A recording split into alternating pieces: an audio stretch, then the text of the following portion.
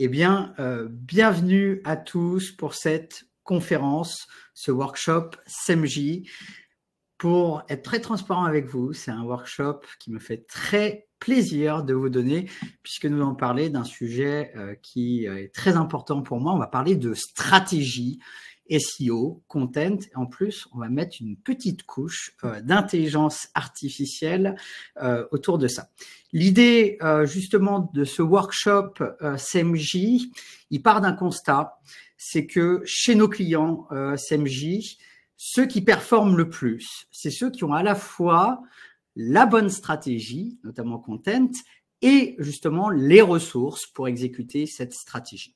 Et l'objectif de ce workshop, ça va être justement de vous donner les clés pour façonner une stratégie de leader, notamment grâce à l'IA, mais également de pouvoir défendre auprès de votre direction, de votre comité de direction, des investissements. Parce que pour aller chercher la position de leader en SEO, eh bien, souvent, il faut des investissements massifs, parfois de plusieurs centaines de milliers d'euros, voire plus.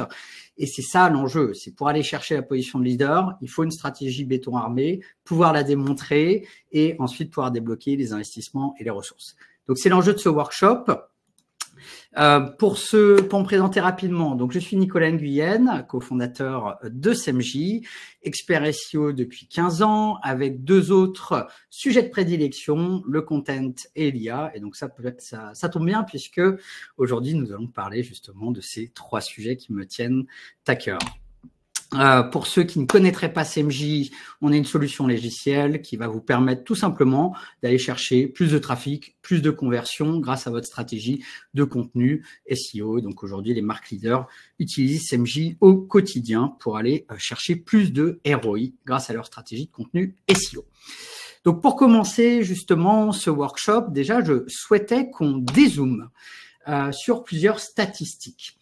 Il y a encore 1 an et demi, l'intelligence artificielle était assez peu connue. Je pense qu'il y avait moins de 10% des entreprises qui utilisaient l'IA avant ChatGPT. Pourtant, l'IA existait déjà avant. Mais maintenant, eh bien, on constate que la grande majorité des entreprises utilisent l'IA pour leur stratégie de contenu et leur stratégie SEO. Quand on pose la question justement à ces entreprises pour quelles tâches est utilisée l'IA, c'est intéressant de voir, même si c'est pas une grande surprise, qu'elle est principalement utilisée notamment pour aider dans la rédaction. Donc la rédaction d'articles, la rédaction pour les réseaux sociaux, les newsletters, etc., etc. C'est vrai que c'est le premier cas d'usage qui est assez évident à la base. Cependant, il y a un autre point qui est pour moi une tendance qui va émerger sur 2024 et qui va devenir un véritable avantage concurrentiel. C'est l'utilisation de l'IA pour permettre aux directions marketing et digital de prendre des meilleures décisions stratégiques grâce à de l'enrichissement d'analyse de données et pour aider justement, grâce à cette data enrichie par l'IA, prendre vraiment des décisions plus efficaces. Et c'est ce qu'on va voir justement dans ce workshop. Donc l'objectif de ce workshop, vous allez voir, je vais vous montrer plusieurs futures fonctionnalités de SEMJ.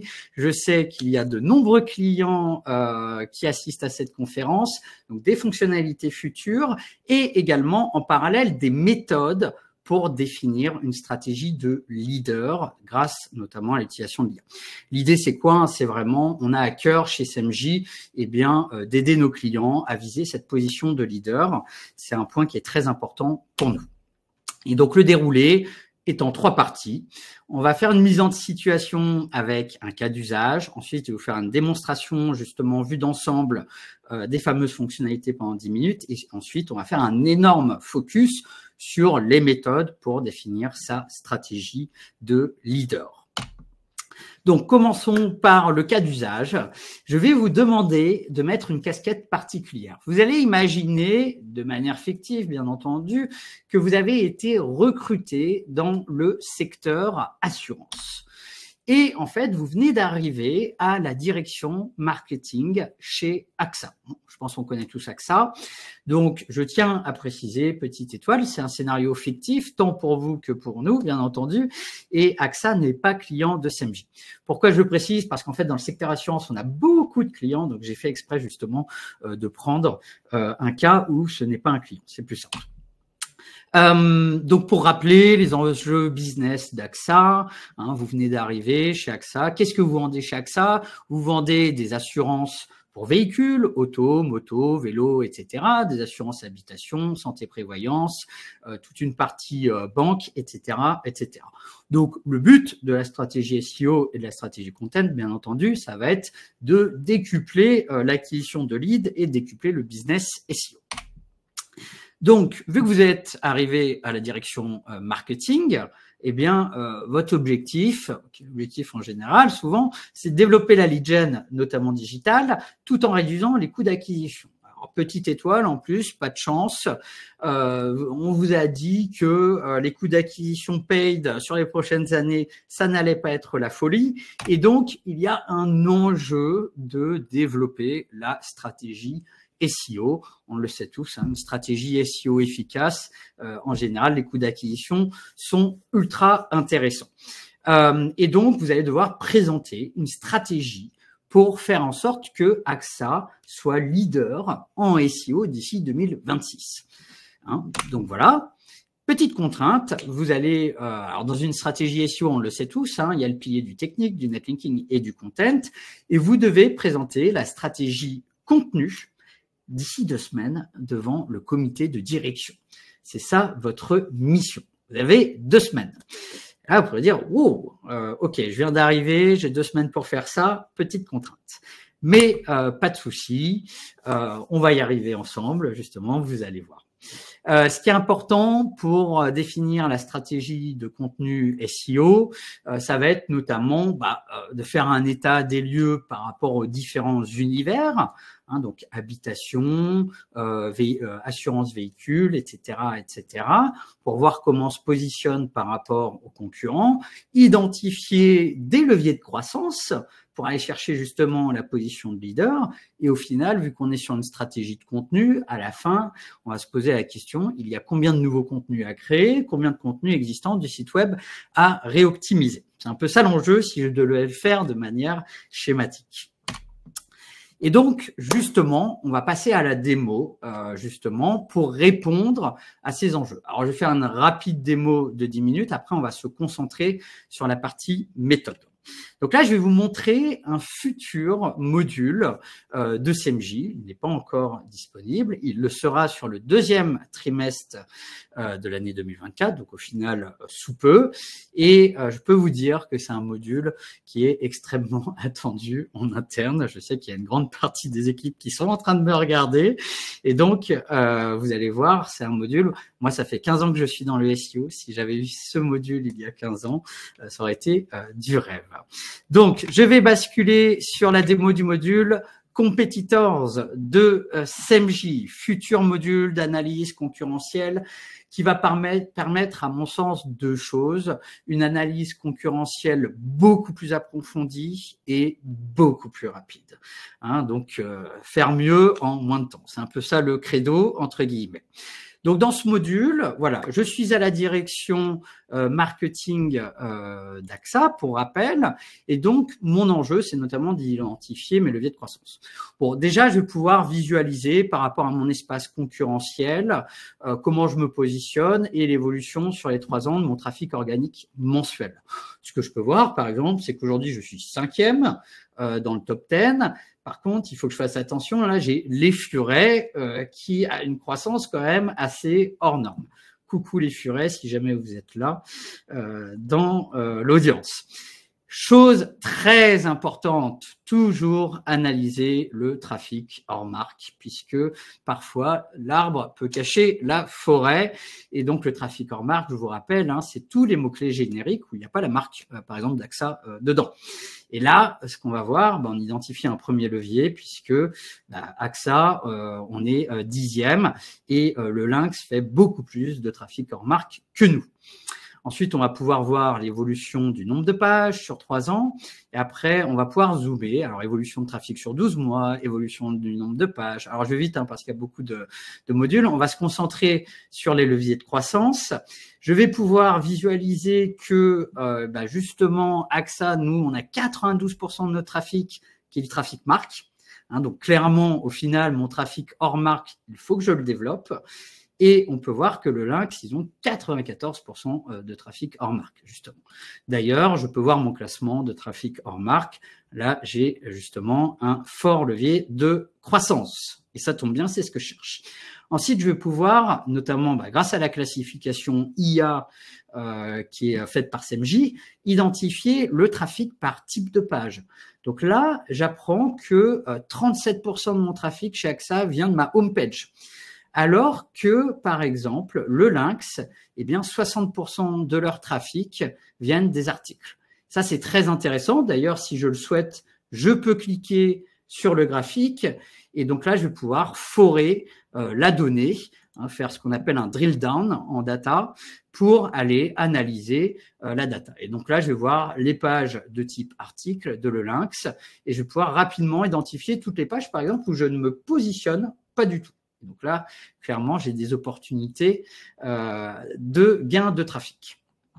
Je vais pouvoir analyser le trafic par thématique. Je vous rappelle, moi, je suis là pour vendre de l'assurance véhicule, de l'assurance santé, de l'assurance habitation. Donc, à un moment donné, c'est ça qui m'intéresse. Donc là, on a une grande thématique qui est les marques d'assurance. Alors ça, c'est assez spécifique au secteur de l'assurance. Quelle est cette thématique de mots-clés? Ce sont tout simplement tous les mots-clés de type marque. Si je désactive la thématique marque d'assurance, là, je peux voir justement l'ensemble de mes thématiques. Et donc, je peux même très rapidement me faire un top 10 pour chacune de mes thématiques. Visualiser, par exemple, que sur la partie véhicule, je suis 10e et que le Lynx fait 15 fois plus de trafic. Idem, en 2 clics, habitation, je peux voir comment je me positionne en termes de leadership SEO sur la thématique habitation. Et pareil, si besoin, je peux cliquer sur le graphique pour aller forer la data et analyser mon concurrent. Je continue, je peux analyser également le trafic court traîne versus longue traîne. Ça qui est un sujet très intéressant puisque on le dit souvent, travailler la longue traîne, c'est important. Après, est-ce qu'on le fait? Là, on peut le voir que clairement, les comparateurs type le Lynx, le Furet, les Furets, travaillent énormément la longue traîne alors que AXA le fait moins. Donc là, j'identifie un nouveau levier de croissance. Le trafic par type de persona, toujours grâce à l'aide de l'intelligence artificielle, très intéressant. Par exemple, je veux visualiser, admettons chez AXA, le persona senior a une business value beaucoup plus importante. Je vais pouvoir voir que Groupama fait énormément de trafic et beaucoup plus de trafic sur ce persona senior. Donc, chose intéressante, puis ça tombe bien puisque c'était la conférence précédente. Donc, félicitations Groupama. Je vais également avoir la partie entonnoir marketing. Donc, très important. Ça, on en parle beaucoup en marketing. On en parle un peu moins en SEO et c'est pourtant tout aussi important puisqu'on va voir que justement, les comparateurs également travaillent beaucoup plus la partie sensibilisation et la partie considération, par exemple, que AXA. Donc là, pareil, un nouveau levier de croissance à aller voir. Et donc après, je vais avoir par exemple le nombre de mots-clés positionnés, etc., etc. Alors, ce qui va être assez magique avec cet écran, et ça, c'est vraiment une fonctionnalité de rêve pour toute personne en charge d'une stratégie, c'est que je vais pouvoir ensuite faire un focus, par exemple, sur la thématique, par exemple, habitation. Admettons, j'ai un focus où je dois développer l'assurance habitation avec des articles, conseils. Et donc là, toute la data que je vous ai montrée, je peux au final la segmenter. Et donc là, je vais voir que c'est le Lynx qui est leader sur les articles habitation avec une très belle croissance à 3 ans. Et je peux voir également que le Lynx, eh bien, a créé globalement un peu plus d'articles. Par contre, c'est l'Effuret qui a créé beaucoup plus d'articles sur l'assurance habitation. Donc là, pareil, si besoin, je peux cliquer.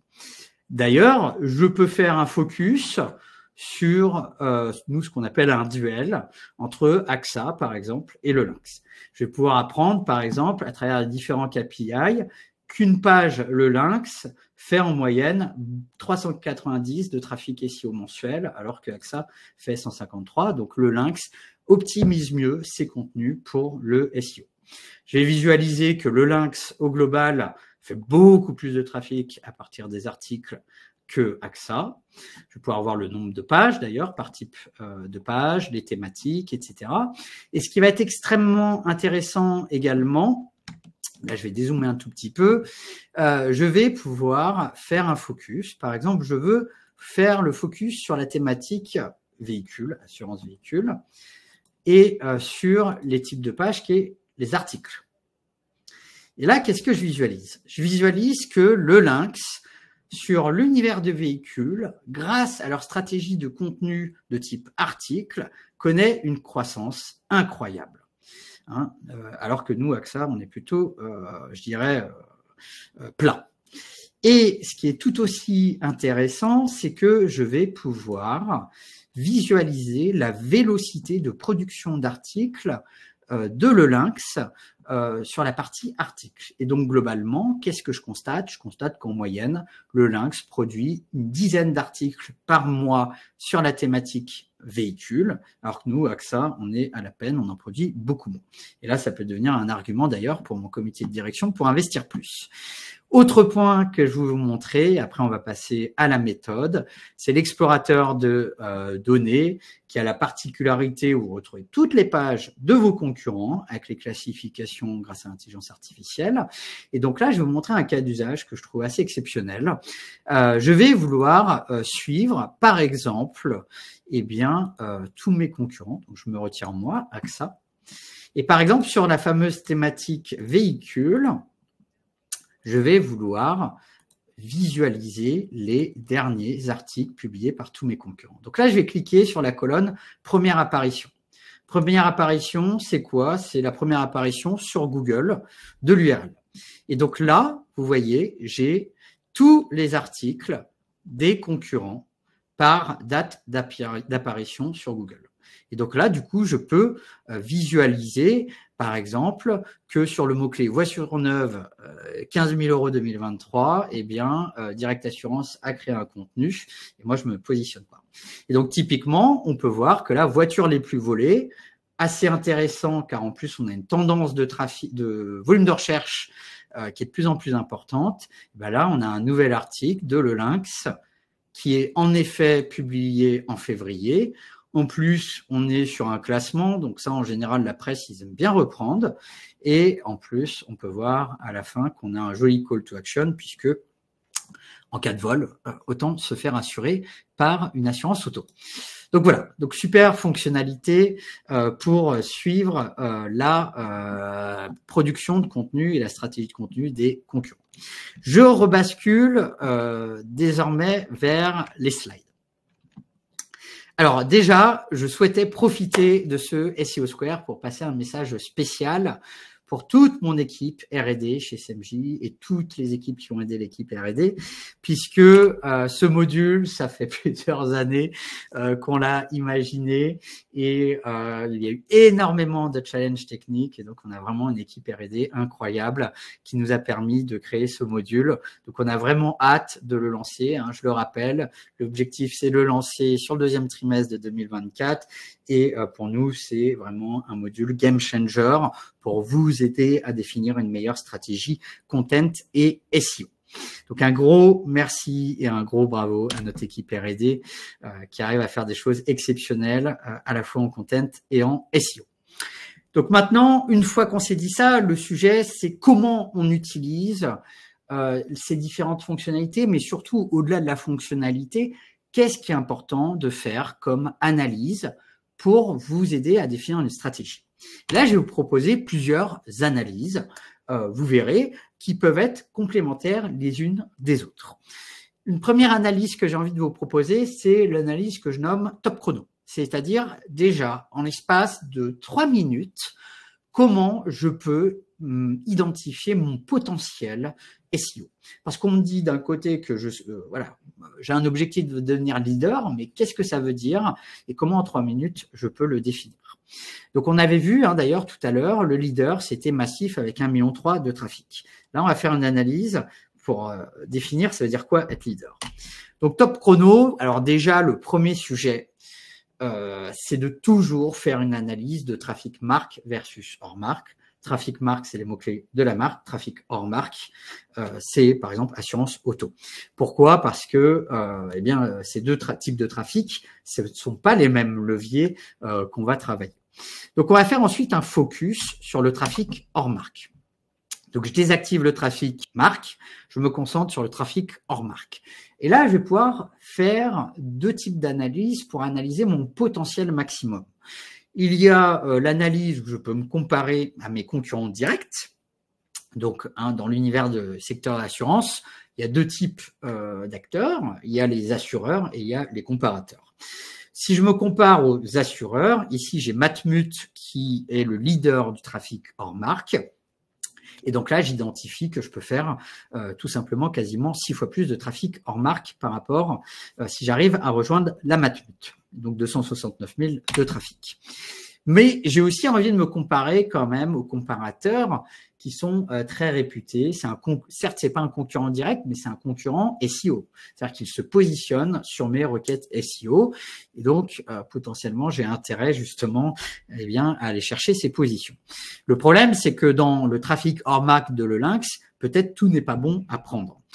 Et donc, c'est là où justement, en analysant le trafic de Lynx, eh bien, je vois qu'en filtrant sur la thématique divers, en effet, le Lynx, il y a du trafic de type fournisseur d'électricité et de type forfait Internet, qui sont des verticales métiers, des univers qui ne m'intéressent pas d'un point de vue business. Donc ça, c'est important du coup de les filtrer. Et la réalité, c'est que c'est très simple. J'ai tout simplement besoin de filtrer ce graphique marque hors marque, enfin hors marque en l'occurrence, et de retirer la thématique divers. Donc, du coup, le Lynx, j'ai 471 000 de trafic qui sont du trafic hors marque vraiment dédié à mes thématiques clés. Et donc là, j'identifie un potentiel de croissance de 400 000 de trafic. L'autre point qui va être intéressant, c'est ensuite la partie trafic marque. En général, en SEO, on a tendance à le mettre de côté parce que c'est vrai que le SEO n'a pas d'impact direct. Mais là, on dézoome. On est sur une stratégie marketing digital globale. Et je trouve toujours intéressant de se poser la question, comment peut-on faire pour aller chercher plus de trafic marque, notamment parce que dans une stratégie marketing, on fait de la publicité télé, par exemple, on fait des campagnes publicitaires offline, etc., etc.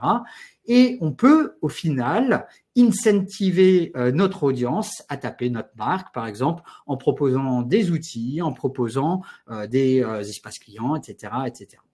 Donc ça, c'est un point important. On le voit, Massif fait quand même 425 000 de trafic marque en plus, qui est quand même assez important. Le sujet, c'est est-ce que chez AXA, on saurait rejoindre Massif?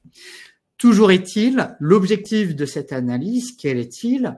En 3 minutes, j'ai noté mes différents potentiels de concurrents et ça me permet quoi? Ça me permet de me dire qu'au global, si j'arrive à faire le trafic hors marque de Lynx et le trafic marque de Massif, eh bien, je peux passer de 700 000 de trafic à quasiment 1,6 million de trafic. Et du coup, je double mon trafic SEO. C'est bien entendu, ça demande d'atteindre le trafic hors marque de Lynx et le trafic marque de Massif, mais on est là pour définir un potentiel de leader. Une fois qu'on l'a défini, le sujet, c'est comment on y va. Mais c'est important de le définir. Alors, bien entendu, ce type d'analyse a l'avantage de la vitesse. C'est fait en 3 minutes. Après, bien entendu, pour plus de finesse, ça demande une analyse plus profonde. Ensuite, on va justement aller creuser et à être beaucoup plus précis dans l'analyse. On va notamment analyser nos thématiques métiers, business, et on va croiser le tout par le type de page. Vous allez voir, c'est extrêmement intéressant.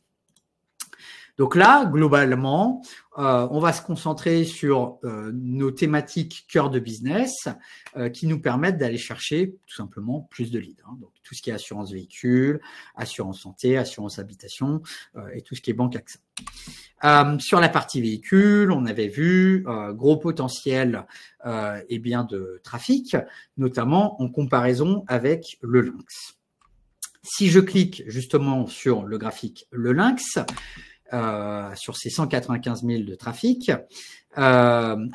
si je me concentre sur la thématique véhicule, eh bien, je vais filtrer tous mes graphiques sur ma thématique véhicule et là, je vais pouvoir analyser le type de page qui rapporte du trafic sur l'univers véhicule. Je m'explique. Chez AXA, on peut le voir, en véhicule, on est 10e en termes d'acquisition de trafic.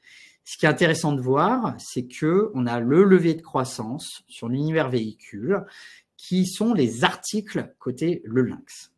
Premier levier de croissance, je vois que le Lynx fait, là on peut le voir dans le graphique, quasiment 100 000 de trafic sur l'univers véhicule grâce à des articles. Je clique du coup sur cette fameuse zone jaune ici. J'arrive sur l'explorateur de données et là, en fait, ça va être très simple puisque je vais voir tous les articles de le Lynx sur l'univers véhicule. Et là, il y a deux choses à faire. Si vous vous souvenez bien, j'avais dit qu'il y a un enjeu de définir les contenus à créer, les contenus existants à optimiser.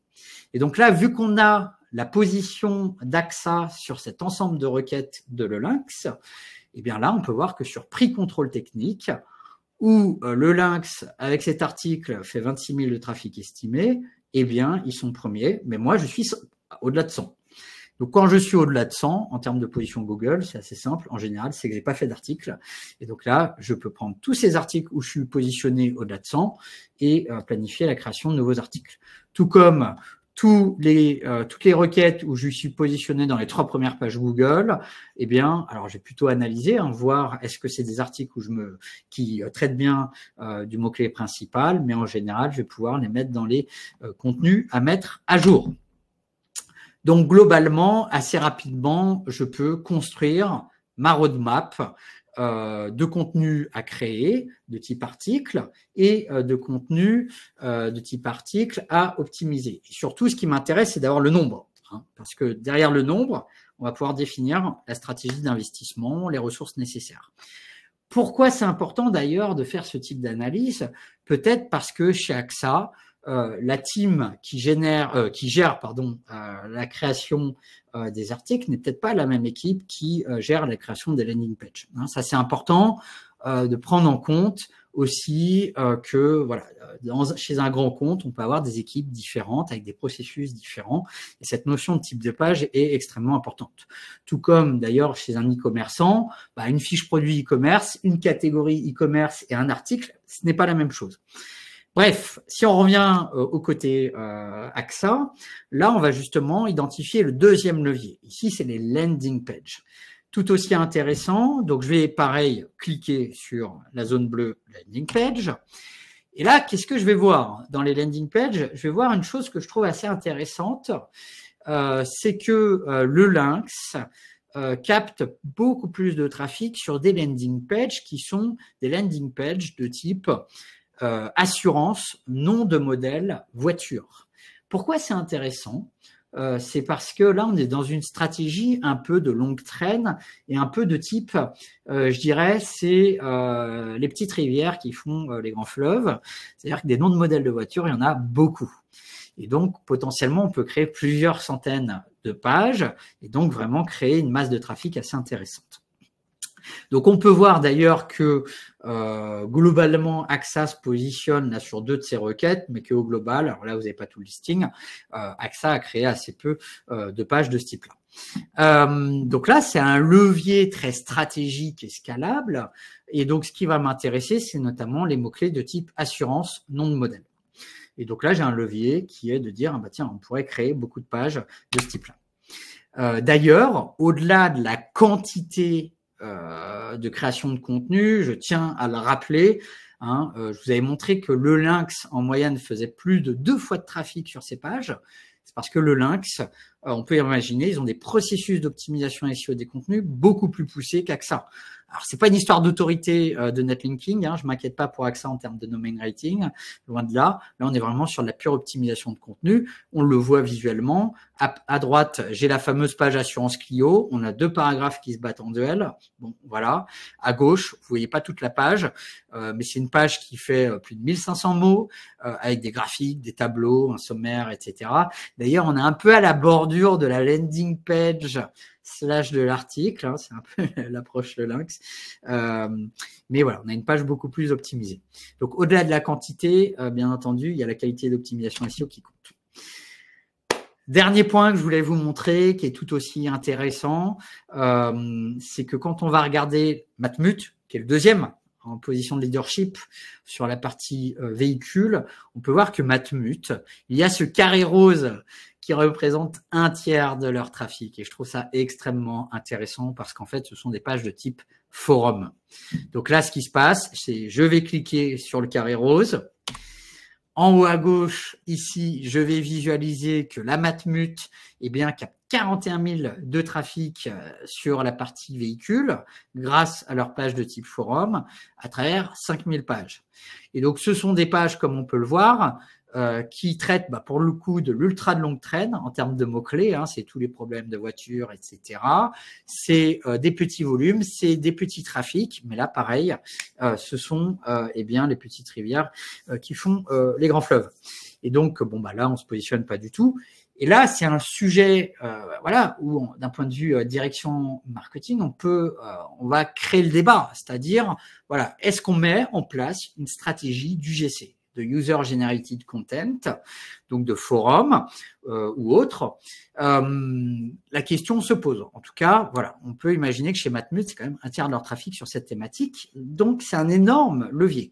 On peut se poser une autre question, est-ce qu'il y a une autre manière de traiter ces mots-clés, l'ultra longue traîne? Ça pourrait être une autre manière de traiter la chose. Bref, toujours est-il, quelle est la synthèse qu'on veut donner à la fin de tout ça? On veut pouvoir définir une stratégie d'investissement de contenu, donc notamment le nombre de contenus à optimiser, donc en général c'est ceux qui se positionnent déjà, les contenus à créer, donc là où on ne se positionne pas du tout. On identifie du coup le gain de trafic potentiel et derrière, l'idée, en tout cas dans le secteur assurance, c'est comment on projette du business. Donc là, dans le secteur assurance, on va plutôt être sur une hypothèse de taux de conversion. Par exemple, alors là j'ai mis des chiffres fictifs, hein, mais par exemple, on va dire en moyenne, mes articles, c'est 0,80% de lead gen, mes landing pages, c'est 2%. Bon, voilà, j'ai mis des chiffres comme ça. Et le sujet, c'est au final, ça me génère combien de leads chaque mois en plus si j'arrive à atteindre ce potentiel. Bien entendu, l'enjeu, ça sera aussi que la technique et le netlinking soient nickel d'un point de vue stratégie SEO, mais sans les contenus, on ne peut pas aller chercher ce trafic potentiel, donc il faut les contenus. Et donc, pourquoi parler business? Parce que ces contenus, bien entendu, ça a un coût. Hein, créer 200 contenus, quasiment 300 contenus, optimiser 100 contenus, ça a un coût. Le sujet, c'est est-ce que c'est 500 €, 1000 €, 2000 € par contenu? Ça dépendra de la taille de votre entreprise, de votre secteur, parce que chacun a des processus un peu différents. Mais derrière, il faut confronter avec la valeur business, c'est-à-dire si un lead me rapporte une lifetime value en moyenne de tant d'euros, ça me permet de contrebalancer l'investissement et de calculer le ROI. L'autre sujet, vous l'avez vu, on l'a vu ensemble, c'est l'opportunité de la mise en place d'un forum où je peux aller chercher 41 000 de trafic, où là, on est sur un sujet de décision plus stratégique. Au-delà d'ailleurs de la partie SEO, moi je trouve ça assez intéressant cette mise en place de forum d'un point de vue création de préférence de marque, puisque j'ai un problème, je le mets sur le forum de la Matmut. Grâce à la Matmut, j'ai trouvé une réponse à mon problème. Donc grâce à la Matmut, Matmut règle mes problèmes. Hein. D'un point de vue positionnement marketing, je trouve il y a un point intéressant à ce niveau-là. Bref. Si on se concentre à la fin sur la stratégie globale de contenu, ce qu'on devait rendre au bout de 2 semaines, et bien là, vous l'avez vu assez rapidement, si je répète la même analyse pour mes différents univers, véhicules, habitation, finance, santé et les autres assurances. Les autres assurances, ça va être assurance voyage, par exemple, assurance retraite, etc. Eh bien, on va calculer les nombres de contenus à optimiser, les nombres de contenus à créer. Alors là, je ne l'ai pas mis, mais on peut projeter les coûts de cet investissement de contenu, les gains de trafic, les gains de conversion. Et du coup, voilà, là, on a quelque chose de très macro, investissement versus ROI. Et c'est là où on arrive à convaincre une direction d'investir 500 000 euros, 800 000 euros, plus d'1 million d'euros sur une stratégie SEO. Pourquoi je dis ces gros chiffres qui peuvent peut-être interpeller des plus petites boîtes? Il faut savoir que les leaders aujourd'hui, c'est ce qu'ils font. Si vous n'avez pas l'investissement, vous n'avez pas les ressources pour exécuter une super stratégie. Mais par contre, si vous n'avez pas la super stratégie à montrer, vous n'avez pas l'investissement. C'est aussi simple que ça. Donc, ce tableau est une manière de le faire, bien entendu. Je vous donne une version un peu macro. L'idée, c'est de vous transmettre une version simple de la chose. Donc ça, c'est la partie, je dirais, entre guillemets, simple. Parce que avec les différentes fonctionnalités qu'on a vues, c'est au final assez simple de calculer tout ça, mais qui permet déjà beaucoup d'avancer. Maintenant, on va rentrer, je dirais, dans un mode plus expert, c'est-à-dire, voilà, admettons, c'est bon, la stratégie a été validée, maintenant, il faut l'exécuter, mais il faut l'exécuter intelligemment. On va passer sur l'analyse par funnel stage. Alors, le funnel stage, l'entonnoir marketing, je le rappelle, c'est dans un parcours client. Par exemple, je vais prendre Philippe. Philippe, à un moment donné, a besoin d'acheter une voiture. Et donc, il va passer par plusieurs étapes du funnel marketing, la sensibilisation, comment financer son achat de voiture, considération. Philippe s'est dit, tiens, je vais prendre un crédit auto, mais comment bien le choisir, ce crédit auto? Puis après, il va taper crédit auto. Donc là, il est dans la conversion. Il veut vraiment prendre un crédit auto. Donc, on a intérêt à ce que AXA soit visible à chacune de ces étapes. Puis, une fois qu'il devient client d'AXA, eh bien, le sujet, c'est de fidéliser Philippe pour potentiellement qu'il prenne d'autres crédits ou des assurances en cross-sell. L'erreur à éviter dans une stratégie de contenu, ça peut paraître bête, mais je le vois encore aujourd'hui, c'est de se concentrer que sur des pages conversion. C'est-à-dire, tiens, je fais ma page crédit auto et puis ça, je m'arrête là. Tout comme en e-commerce, je fais mes catégories commerce et je m'arrête là. Ça peut fonctionner un minimum si vous avez une autorité largement au-dessus de la moyenne de vos concurrents d'un point de vue du netlinking, mais si vous voulez aller chercher le maximum en termes de leadership SEO, il va falloir créer tous les autres contenus du funnel stage. Donc la partie considération, la partie sensibilisation. Et ce qui va être intéressant, c'est que justement, pour optimiser notre stratégie et notre exécution, on commencera potentiellement par la partie considération, puis par la partie sensibilisation. Pourquoi c'est important? Alors souvent, vous entendez parler de cocon sémantique. Ça fait cet effet cocon sémantique, c'est que je traite l'ensemble des thématiques qui intéressent mon utilisateur, mon audience, sauf que je le répartis par funnel stage. L'avantage des pages conversion considération, c'est qu'elles vont convertir plus en général. La partie sensibilisation va convertir moins, mais la partie sensibilisation fait plus de trafic et surtout, elle va pousser le positionnement de tous les autres contenus vers le haut. Donc, mes pages conversion, en fait, elles vont mieux se positionner sur Google grâce à ce cocon sémantique. Donc là, si je prends la thématique finance, on avait vu qu'on avait un large potentiel de gain de trafic pour la banque AXA. Et ce qui est intéressant, du coup, c'est en filtrant du coup la partie l'univers finance, je vois que côté AXA, voilà, on est un peu à la peine, on peut que progresser, mais que les furets, eh bien, ils ont bien travaillé leur funnel stage, sensibilisation, considération, conversion. Et ce qui va être intéressant, je vais cliquer, premier clic sur la zone verte, deuxième clic sur la zone jaune, troisième clic sur la zone bleue pour ouvrir mes données sur les 3 points. Et donc, ça va être très simple puisque je vais pouvoir, du coup, roadmapper mes contenus, notamment en prenant en compte ces funnel stage. Donc, je vais commencer par la partie conversion, donc les pages qui convertissent le plus. Donc là, par exemple, j'ai demande crédit rapide. Ah mince, je ne me positionne pas moi que ça, je suis passé à côté, admettons, donc je crée ces pages conversion. une fois que j'ai créé toutes mes pages conversion, je peux créer toutes mes pages considération et après toutes les pages sensibilisation qui vont renforcer mon autorité thématique et qui vont me permettre en plus de faire le maillage interne qui va bien pour pousser le positionnement des pages du dessus.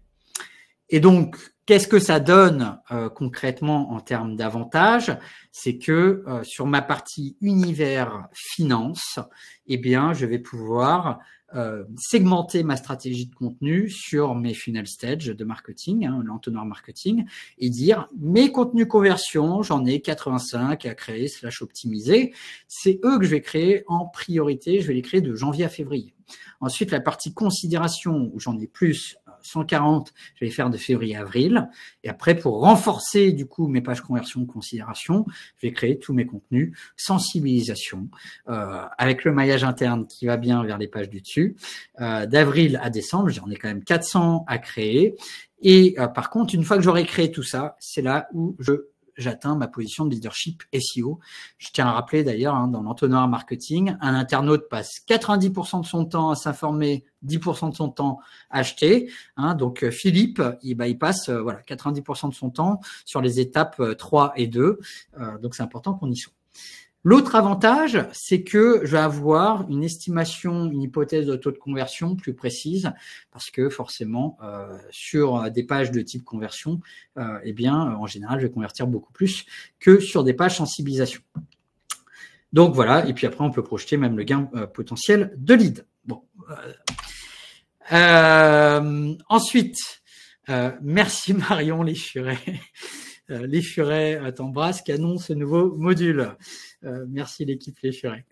On continue sur l'analyse par persona, qui est un point, moi, je trouve ultra important dans une stratégie marketing et qui est souvent délaissé, en fait, par les SEO ou trop souvent délaissé par les SEO.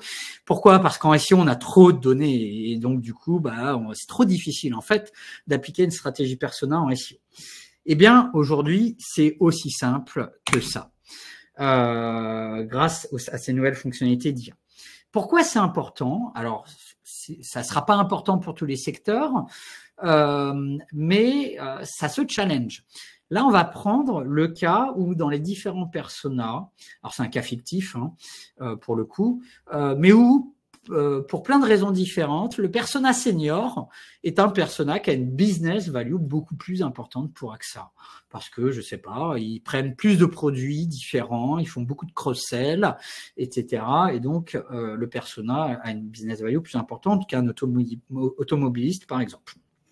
Donc, ok, super, le senior a plus de business value.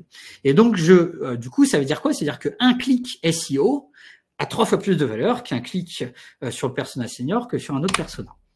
Donc là, ce qui va m'intéresser, c'est justement cette analyse concurrentielle par persona, où je vais faire le focus sur la partie senior, où on avait vu ensemble rapidement, Groupama fait beaucoup plus de trafic que nous, et donc c'est 106 000 de trafic en plus potentiellement, comme je disais, c'est x3 en fait en termes de valeur business par exemple par rapport aux autres personas. Donc ça m'intéresse, admettons. Et donc là, pareil, je clique sur Groupama, je vois où Groupama se positionne avec des mots-clés qui potentiellement peuvent vraiment m'intéresser et où je me positionne pas, où je me positionne mal. Et donc là, vous l'avez compris, c'est la même pratique à ce niveau-là.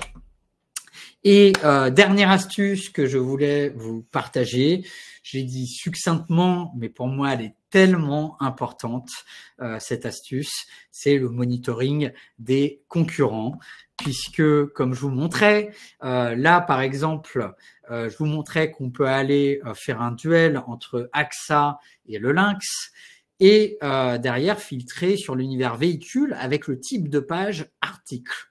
Pourquoi ça, c'est important? Parce que, pour moi, cette statistique, c'est votre premier argument pour convaincre un comité de direction. Où vous montrez, regardez, le Lynx, ils font énormément de trafic sur la partie véhicule, mais regardez les ressources qu'ils mettent. Ils produisent en moyenne plus de 10 articles sur la thématique véhicule chaque mois, soit 5 fois plus que nous. Donc, il faut qu'on investisse en ressources. Donc, il faut recruter soit un rédacteur interne, soit un rédacteur externe, mais il faut qu'on recrute pour aller développer notre vélocité de production de contenu. Donc ça, pour moi, c'est un argument clé pour un comité de direction. Parce qu'en général, un comité de direction n'aime pas être à la bourre par rapport à ses concurrents, on est bien d'accord. Et l'autre aspect que je vais montrer, mais j'insiste, qui me paraît ultra important parce que c'est un cas d'usage en fait qui jusque-là était quasiment impossible, je pense, en SEO. En tout cas, moi, je ne connais pas. C'est comment on va pouvoir espionner du coup le concurrent Le Lynx et détecter du coup tous les articles sur l'univers véhicule qu'ils ont publiés dernièrement et qui se positionnent en SEO. Et donc là, le fameux, là, c'est tous les articles Lynx ordonnancés par date d'apparition sur Google. Donc en général, c'est contenu créé récemment. Et donc là, je vais pouvoir espionner. Et comme je vous montrais, on peut voir le fameux article voiture publié en février 2024.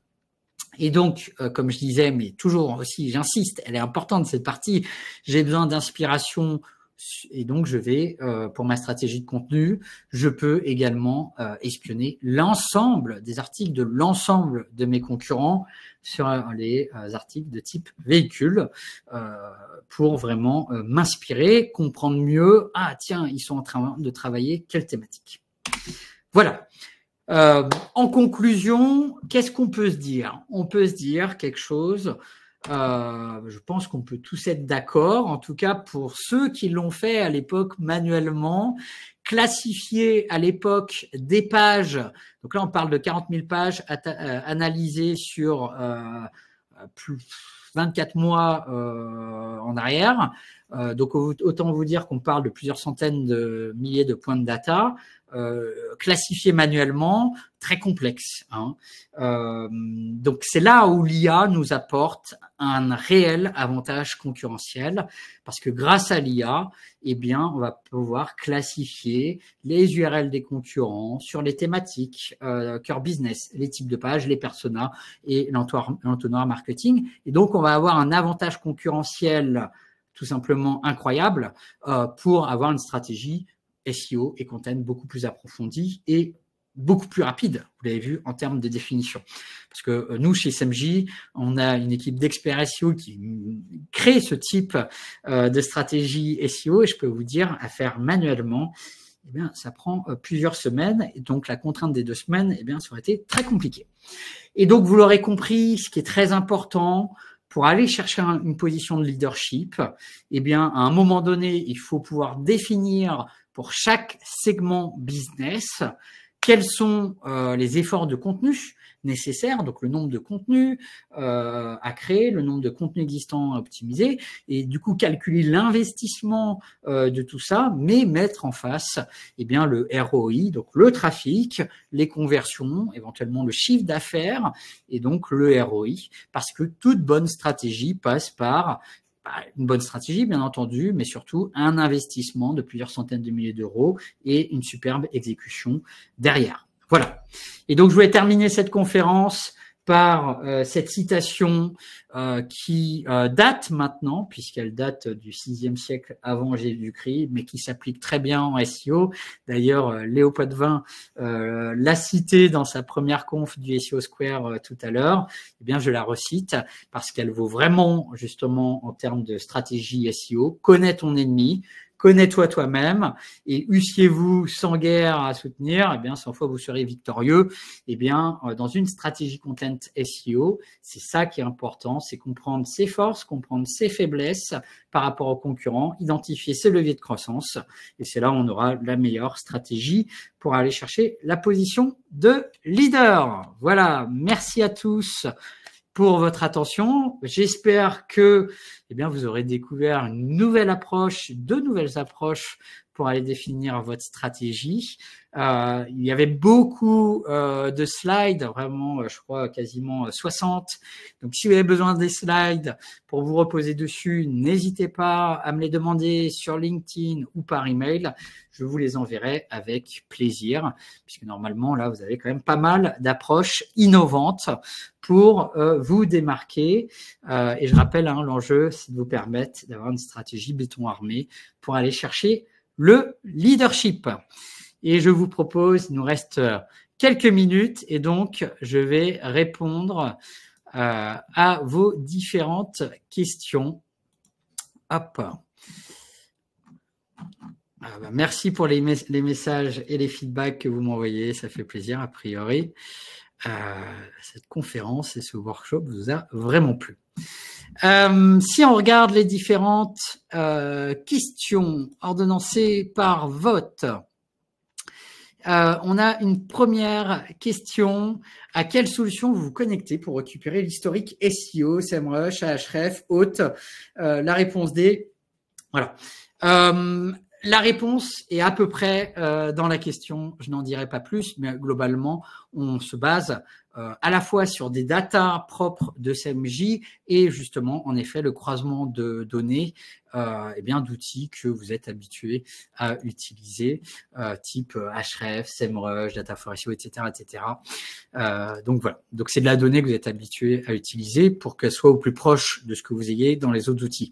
Hein, pourquoi d'ailleurs on a créé ce module Competitors? C'est tout simplement parce que les outils type Ahrefs, SEMrush sont incroyables. Nous, on les utilise au quotidien.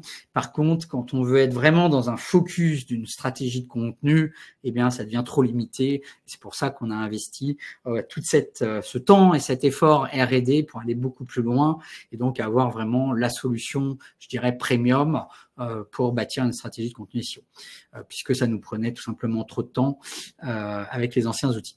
Quelle IA alimente cette fonctionnalité d'analyse de la concurrence? C'est la propre IA de SEMrush, hein, mais qui est entraînée sur un lot de données incroyable et après qui se alors je vais pas non plus dire tous les secrets, hein, mais on est sur des IA que vous connaissez très bien de manière générale, type GPT, etc. C'est justement grâce à cette évolution technologique autour des IA qu'on peut faire ça. Il y a 2 ans, on n'aurait pas pu vous proposer tout simplement ce module. Ensuite, on va avoir une question de Morgane. À partir de quelle position pensez-vous que cela est pertinent d'optimiser un contenu au lieu de créer un nouveau? Si je suis positionné à partir de la 20e et que mes concurrents ont beaucoup de contenu, vaut-il mieux que j'optimise ou que je crée? Alors ça, c'est une question qui est très importante à avoir en tête. Là, je ne vous l'ai pas montré pendant la démo, mais alors les clients de SEMrush sont habitués parce que dans le module d'idées de contenu, quand ils rentrent un mot-clé, ils ont plein d'idées de contenu et ils ont la position de leur site web. Et quand ils survolent la position de leur site web, globalement, ils visualisent quelle est leur page, quelle est la page de leur site web qui se positionne. Et la réalité, en fait, c'est que ça dépend, en fait, alors désolé de la réponse de SEO, mais du contenu. Si vous êtes en 20e position sur assurance auto, mais que votre page, en fait, elle est trop large, elle n'est pas spécifique à l'assurance auto et que c'est un mot-clé stratégique pour vous, il vaut peut-être mieux créer une page spécifique à l'assurance auto. Vous voyez ce que je veux dire? Alors que si votre page est vraiment 20e position, mais spécifique et elle traite bien de l'assurance auto, là, on va l'optimiser. Donc, ça demande ce type d'analyse de manière générale.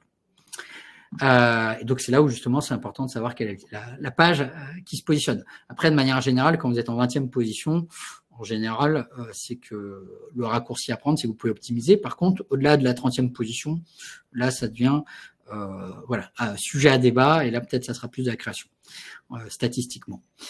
Comment peut-on accéder aux données des concurrents? Est-il nécessaire qu'ils soient également des clients pour obtenir une vision complète? Oui, alors ça, c'est un point important. Notamment pour les clients SEMrush, sachez que ce ne sont pas les données SEMrush, donc notamment parce que SEMrush se connecte à tous les analytiques type Google Analytics, Search Console, etc. Ce ne sont pas les données des clients, bien entendu, ce sont les données publiques de type SEMrush, Ahrefs, etc., donc des estimations de données. Et donc, globalement, comment ça se passe? Il suffit que vous devez spécifier sa liste de concurrents, les rentrer dedans, et après tout se calcule en automatique. C'est aussi simple que cela. Par contre, je tiens à insister, bien entendu, ce ne sont pas les données privées type des analytiques clients. Ensuite, comment l'outil identifie-t-il que nous créons des landing pages vers des articles? Est-ce qu'il y a des structures de pages qui sont reconnues? Ok, donc en fait, on a entraîné une intelligence artificielle où en gros, on a donné des milliers de pages, on a dit ça c'est des landing pages, ça c'est des articles, ça c'est des catégories commerce, ça c'est des pages tag médias, catégories d'articles, etc. Pour créer un modèle en fait qui sait reconnaître tout simplement une page de telle typologie. C'est aussi simple que ça. Enfin, aussi simple. En termes de conceptuel, d'un point de vue R&D, c'est plus challenge. Bon, et je vais prendre une dernière question. Alors, on a des questions qui sont assez proches. Tac, tac, tac.